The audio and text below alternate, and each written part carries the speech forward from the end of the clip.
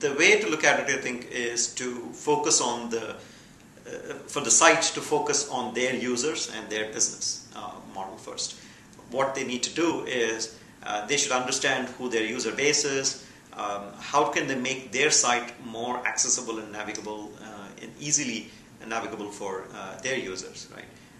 And then search sort of automatically to some extent takes care of itself. They should also think about what is the unique content that they are bringing to the users.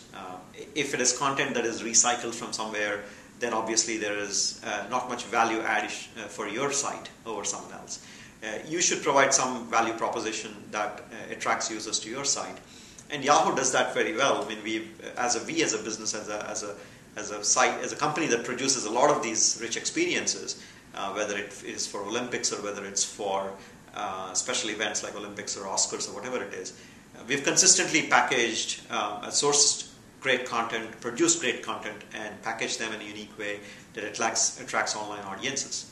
So the same tip kind of goes for other businesses and sites to build a user base based on great content, great experiences for their users, and then search kind of follows fairly automatically. There are aggressive tactics that sites tend to use sometimes, unfortunately, in terms of misguiding users. And what we see is they present a certain face to the crawler when it crawls versus a different content is presented to the users. And when you see that kind of a cloaking behavior happen, so that's not exactly considered right.